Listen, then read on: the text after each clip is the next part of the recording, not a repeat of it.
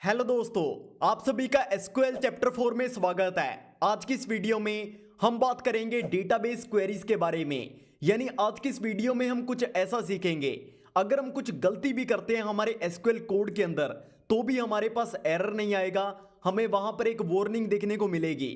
यानी हम आज की इस वीडियो में अलग तरीके से डेटाबेस क्रिएट करेंगे, ड्रॉप करेंगे, एक टेबल क्रिएट करेंगे, टेबल के अंदर डेटा इंसर्ट करेंगे और हमारी बनाई हुई टेबल को कैसे हम देख सकते हैं वो सारी चीजें पूरी डिटेल में जानेंगे। तो चलिए सीधा वीडियो को शुरू करते हैं। तो यहां पर आपको जो डेटा दिखाई दे रहा है ये हमारे चैप्टर 2 का डेटा है, जिसके अंदर हमने XYZ नाम से एक डेटाबेस क्रिएट किया था, उसे यूज किया था। इसके बाद स्टूडेंट नाम से हमने एक टेबल क्रिएट की थी, उसके अंदर डेटा इंसर्ट किया था और एंड में हमारी टेबल को देखा था। तो यहां पर हमने कुछ बेसिक चीजें की थी, लेकिन आज की इस वीडियो में हम यही सेम चीजें थोड़ी अलग तरीके से करेंगे। जैसे यहां पर हमने XYZ नाम से एक डेटाबेस क्रिएट किया था। अगर हम एसक्यूएल के अंदर काफी लंबे टाइम से काम कर रहे हैं, मान लीजिए हम 1 साल से ज्यादा टाइम से एसक्यूएल के अंदर काम कर रहे हैं, तो अभी तक हम बहुत सारे डेटाबेस क्रिएट कर चुके होंगे। और अगर एसक्यूएल के अंदर हम एक ही नाम से 2 डेटाबेस क्रिएट करने की कोशिश करते हैं तो आप लोगों को पता है कि हमारे पास एरर आ जाता है। तो क्या हम कुछ ऐसा कर सकते हैं कि अगर हम एक ही नाम से 2 डेटाबेस क्रिएट करने की कोशिश करें तो हमारे पास एरर ना आए, बल्कि उसकी जगह एसक्यूएल हमें एक वार्निंग दे। तो वो सारी चीजें हम सीखेंगे, क्योंकि एरर आना बहुत खराब बात होती है। हमें वार्निंग को तो सह सकते हैं, लेकिन अगर हमारे कोड के अंदर एरर आता है तो वो एक अच्छी बात नहीं होती। तो ये सारी चीजें हम सीखेंगे। तो आज के बाद जब भी हम एसक्यूएल के अंदर एक डेटाबेस क्रिएट करेंगे तो हम इफ नॉट एग्जिस्ट का यूज करेंगे। अगर हम इसका यूज करते हैं तो एसक्यूएल हमारा डेटाबेस तभी क्रिएट करेगा अगर हमारा डेटाबेस पहले से मौजूद नहीं है। अगर हमने उसी नाम से पहले से कोई डेटाबेस क्रिएट कर रखा है तो एसक्यूएल हमें एरर देगा।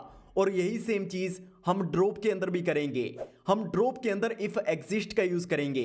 यानी अगर हम जिस डेटाबेस को ड्रॉप करना चाहते हैं वो पहले से एग्जिस्ट करता है तभी एसक्यूएल उसे ड्रॉप करेगा। अगर वो एग्जिस्ट नहीं करता है तो एसक्यूएल हमें एरर देगा कि इस नाम से पहले से कोई भी डेटाबेस मौजूद नहीं है। ये सारी चीजें कैसे होंगी स्टेप बाय स्टेप समझते हैं। तो यहां पर हम एक डेटाबेस क्रिएट करेंगे। डेटाबेस क्रिएट करने के लिए हम यहां पर क्रिएट का यूज करेंगे, डेटाबेस, फिर हमारे डेटाबेस का एक नाम।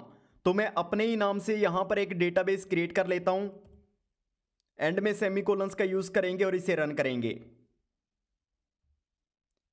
तो यहां पर हमारा डेटाबेस क्रिएट हो चुका है। लेकिन अगर मैं इसी डेटाबेस को दोबारा से क्रिएट करने की कोशिश करता हूं, यानी मैं यहां पर अगर लिखता हूं क्रिएट डेटाबेस रॉबिन और अगर इसे दोबारा से रन करता हूं तो हमारे पास एरर आ चुका है, क्योंकि यहां पर हम एक ही नाम से 2 डेटाबेस क्रिएट नहीं कर सकते। लेकिन अगर मैं यहां पर इफ नॉट एग्जिस्ट का यूज करता हूं, जैसे मैं यहां पर इफ नॉट एग्जिस्ट का यूज करता हूं, इफ नॉट एग्जिस्ट, और अब इसे रन करते हैं तो यहां पर इस बार हमारे पास एरर आया है। एसक्यूएल हमें बता रहा है कि इस नाम से पहले से एक डेटाबेस आपने क्रिएट कर रखा है और आप इसी नाम से दोबारा डेटाबेस क्रिएट नहीं कर सकते।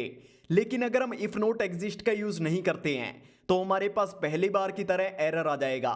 तो एरर से बचने के लिए हम इसका यूज करते हैं। अब अगर हम इसे ड्रॉप करते हैं तो हम इसे ड्रॉप करने के लिए टाइप करेंगे ड्रॉप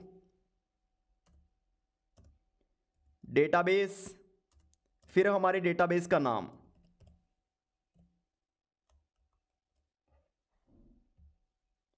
तो यहां पर हमारा डेटाबेस ड्रॉप हो चुका है।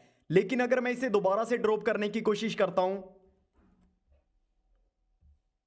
तो यहां पर हमारे पास एरर आ चुका है, क्योंकि यहां पर इस नाम से अब हमारे पास कोई भी डेटाबेस नहीं है। लेकिन अगर मैं यहां पर इफ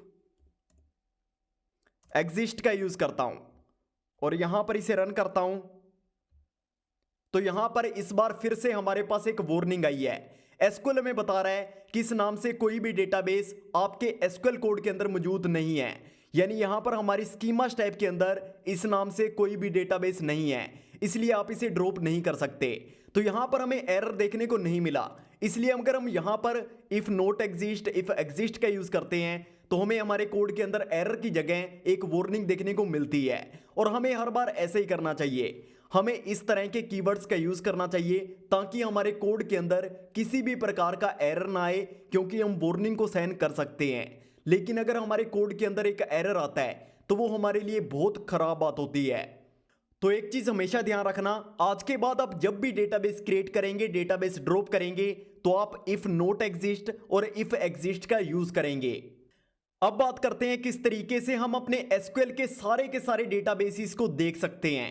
वैसे हमने एसक्यूएल के अंदर जो भी डेटाबेस क्रिएट किए हुए हैं वो हमें यहां पर स्कीमास टाइप के अंदर देखने को मिल जाते हैं। लेकिन अगर हम उसे यहां पर लाना चाहते हैं तो यहां पर हम टाइप करेंगे शो डेटाबेसेस, सेमीकोलंस का यूज करेंगे और इसे रन करेंगे। तो यहां पर अभी तक हमने जितने भी डेटाबेस क्रिएट किए हैं वो हमें यहां पर शो हो रहे हैं। इस तरीके से हम शो डेटाबेसेस का यूज कर अपने सारे के सारे डेटाबेसेस को देख सकते हैं। तो अब चलते हैं हमारे अगले पॉइंट की तरफ, जिसके अंदर हम एसक्यूएल में एक टेबल क्रिएट करना सीखेंगे। वैसे किस तरीके से एसक्यूएल के अंदर एक टेबल क्रिएट की जाती है इसके बारे में हम चैप्टर 2 में पहले ही बात कर चुके हैं, लेकिन आज की इस वीडियो में हम थोड़ा डिटेल में बात करेंगे किस तरीके से एसक्यूएल के अंदर एक टेबल क्रिएट की जाती है, उसके अंदर डेटा इंसर्ट किया जाता है और किस तरीके से हम अपनी बनाई हुई टेबल को देख सकते हैं। तो स्टेप बाय स्टेप सारी चीजों को सीखते हैं। तो यहां पर टेबल क्रिएट करने के लिए हम यहां पर क्रिएट का यूज करेंगे, टेबल का यूज करेंगे और यहां पर अपनी टेबल का नाम टाइप करेंगे। जैसे यहां पर मैं स्टूडेंट नाम से एक टेबल क्रिएट करना चाहता हूं, ब्रैकेट्स का यूज करेंगे और यहां पर अपने सारे के सारे कॉलम्स के नेम टाइप करेंगे। जैसे हमारे डेटा के अंदर हमारे पास आईडी कॉलम है तो यहां पर मैं आईडी टाइप करूंगा। आईडी के अंदर हमारी जो भी वैल्यूज होंगी वो नंबर्स के अंदर होंगी, यानी इंटीजर वैल्यूज होंगी। तो यहां पर मैं इंट का यूज करूंगा और मैं इसे प्राइमरी की बना सकता हूं। प्राइमरी की क्या होता है इसके बारे में आने वाली वीडियोस में पूरी डिटेल में बात करेंगे। वैसे प्राइमरी की का सिंपल सा मतलब होता है इस कॉलम के अंदर हमारी जो भी वैल्यूज होंगी वो एक तो नॉट नल होंगी और दूसरा सारी की सारी वैल्यूज यूनिक होंगी। इसके बाद मान लीजिए हमारे पास दूसरा कॉलम है नेम कॉलम। नेम के अंदर हमारी जो भी वैल्यूज होंगी वो कैरेक्टर्स के अंदर होंगी, तो यहां पर हम वैरचर का यूज करेंगे। इसके बाद हमारे पास तीसरा कॉलम है एज कॉलम। एज के अंदर हमारी जो भी वैल्यूज होंगी वो नंबर्स के अंदर होंगी और इंटीजर वैल्यूज होंगी, तो यहां पर हम इंट का यूज करेंगे और यहां पर हम नोट नल का यूज कर सकते हैं, यानी कोई भी एज वाले कॉलम को खाली नहीं छोड़ सकता। ब्रैकेट क्लोज करेंगे, सेमीकोलंस का यूज करेंगे। यहां पर शायद हमने डेटाबेस को ड्रॉप कर दिया था, हमें इसे दोबारा से क्रिएट करना पड़ेगा, लेकिन वो सारी चीजें हम बाद में करेंगे। तो यहां पर हम एक टेबल क्रिएट कर चुके हैं। अब इस टेबल के अंदर हम डेटा इंसर्ट करेंगे। डेटा इंसर्ट करने के लिए हम यहां पर टाइप करेंगे इंसर्ट इनटू हमारी टेबल का नाम यानी स्टूडेंट और यहां पर अपने सारे के सारे कॉलम्स के नेम टाइप करेंगे। जैसे हमारे पास आईडी कॉलम है, नेम कॉलम है और यहां पर हमारे पास एज कॉलम है। तो यहां पर हमारे तीनों के तीनों कॉलम आ चुके हैं और यहां पर हम ऐड करेंगे वैल्यूज को। अब हम यहां पर सारी की सारी वैल्यूज टाइप करेंगे। जैसे यहां पर सबसे पहले हमारे पास आईडी है तो यहां पर हम आईडी टाइप करेंगे, फिर नेम टाइप करेंगे, फिर एज टाइप करेंगे। जैसे यहां पर हमारे पास आईडी है 101, नेम है हमारा रोबिन और एज है 21। ब्रैकेट क्लोज करेंगे और इसी तरीके से एक और डेटा क्रिएट करेंगे। तो यहां पर आईडी है 102, नेम है करण, एज है 22। तो यहां पर सारी चीजें हो चुकी हैं। सबसे पहले हम अपने डेटाबेस को क्रिएट कर लेते हैं क्योंकि हमने डेटाबेस को ड्रॉप कर दिया था। तो यहां पर हम डेटाबेस को क्रिएट करेंगे। तो यहां पर हमारा डेटाबेस क्रिएट हो चुका है। अब इसे यूज कर लेते हैं क्योंकि हम इसका यूज कर इसी के अंदर वैल्यूज ऐड करना चाहते हैं। तो यहां पर हम यूज टाइप करेंगे और यहां पर अपने डेटाबेस का नाम टाइप करेंगे, सेमीकोलंस का यूज करेंगे और इसे रन करेंगे। अब यहां पर हमारी टेबल को क्रिएट करेंगे, इसे सिलेक्ट कर इसे यहां से रन करेंगे। तो यहां पर हमारी टेबल भी क्रिएट हो चुकी है। अब इसके अंदर हम डेटा इंसर्ट करेंगे। तो यहां पर इसके अंदर डेटा भी इंसर्ट हो चुका है। अब लास्ट चीज आती है, हम अपनी क्रिएट की हुई टेबल को कैसे देख सकते हैं, क्योंकि हमने रोबिन नाम से एक डेटाबेस क्रिएट किया, स्टूडेंट नाम से एक टेबल क्रिएट की, उसके अंदर डेटा इंसर्ट किया। अब सवाल आता है हमने जो भी चीज़ें की वो कौन सी टेबल के अंदर हुई और हम उसे कैसे देख सकते हैं। तो उसे देखने के लिए हम यहां पर टाइप करेंगे सिलेक्ट ऑल फ्रॉम और हमारी टेबल का नाम, सेमीकोलंस का यूज करेंगे और इसे सिलेक्ट कर रन करेंगे। तो यहां पर हमारी टेबल आ चुकी है, हमारे पास आईडी भी आ चुकी है, नेम भी आ चुका है, एज भी आ चुकी है। जो भी चीजें हमने यहां पर ऐड की थी वो सारी चीजें हमें यहां पर शो हो रही हैं। इस तरीके से हम एसक्यूएल के अंदर एक डेटाबेस क्रिएट कर सकते हैं, टेबल क्रिएट कर सकते हैं, टेबल के अंदर डेटा इंसर्ट कर सकते हैं, डेटाबेस को ड्रॉप कर सकते हैं और किस तरीके से हम अपनी टेबल को देख सकते हैं, वो सारी चीजें हम यहां पर सीख चुके हैं। तो फिर मिलते हैं चैप्टर नंबर 5 में।